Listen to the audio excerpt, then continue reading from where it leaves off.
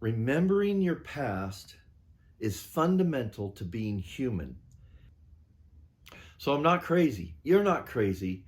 And that those of us who hold on to these nostalgic memories, these things that of the past, they make us more human. And I feel that.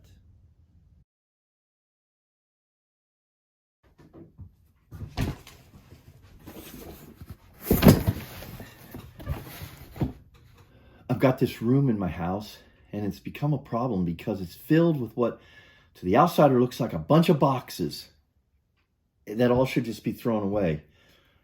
But I can't throw any of it away because inside these boxes are things I'm tremendously emotionally attached to.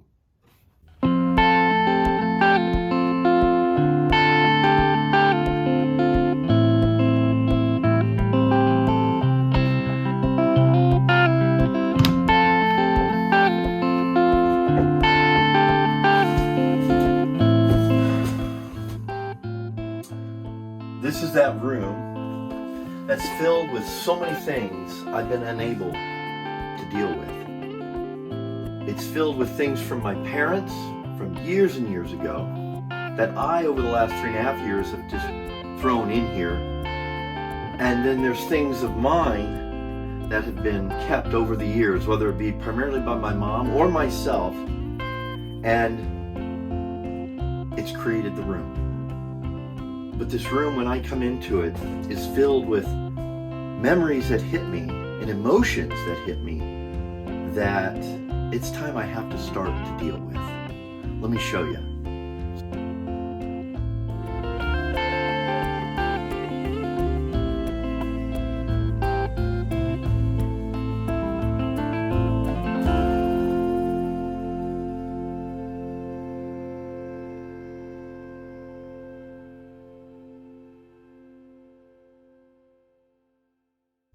So let me show you what I threw in this box right here, and brought a couple things in that represent overall many of the things that are in that room.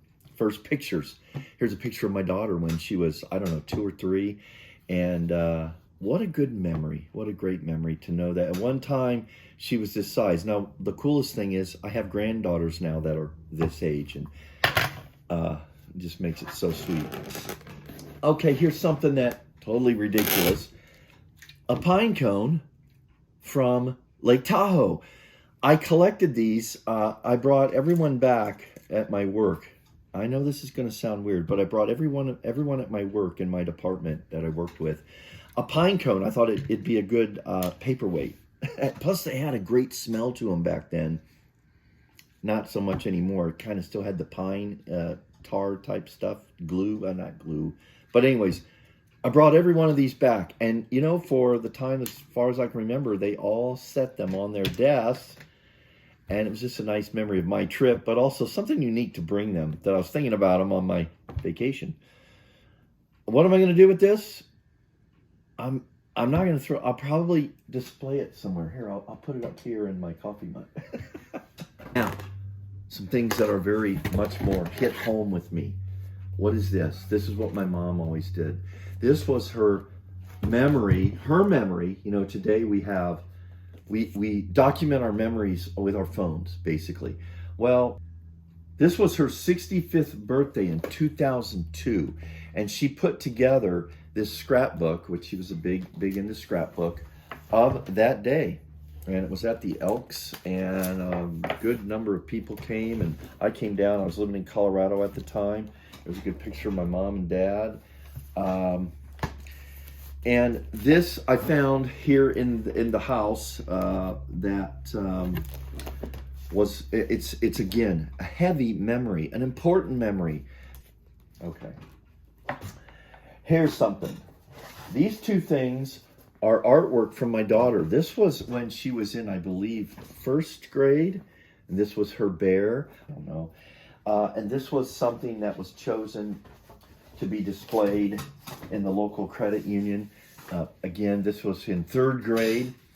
I guess the key here is I hung on to them. And I planned it. With these, I know what to do. I just haven't done it. Procrastinated.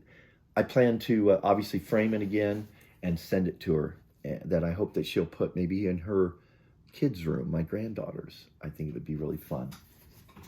All right, this is a special memory. This little sack of stuff here. In this bag of stuff is every report card from kindergarten through college. My mom had kept them, and I kept them, and I found them in a box, and I put it together. The Lima Board of Education, Lima, Ohio, progress report for Jeffrey Ladden. I grew up using, my parents called me by my middle name. This year was 1964 to 1965. And then it was recommended to second grade June 9th, 1965, and it was signed by the principal.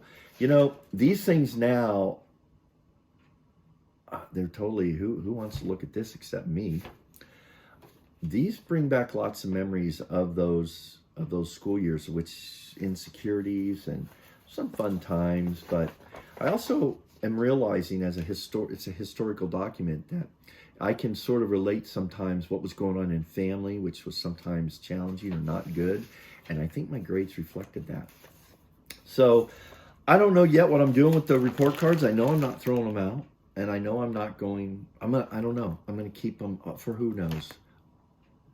The day is coming, though, when this stuff does get probably thrown out. I'm down to what has turned out and what I realize is to be my most valuable object. It's not my most, it's not valuable in terms of most valuable, like family and grandgirls and things. This would be my most valuable object.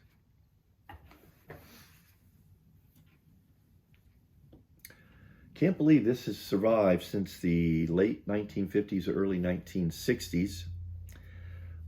This is my baby blanket. Guys, I just have to tell you, I can't believe I still have this. It's because of my mom.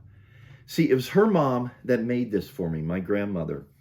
And some of my earliest childhood memories are about this.